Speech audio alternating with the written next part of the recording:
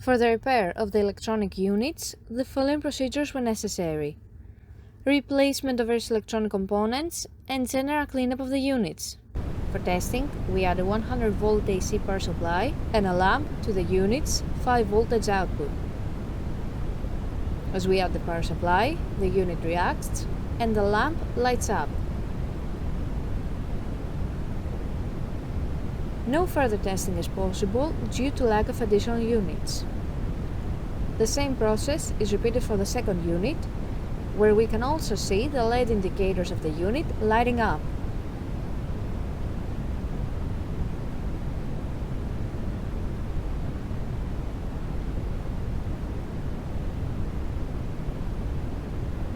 It is now clear that both electronic units are operating successfully and are ready to be delivered to the customer.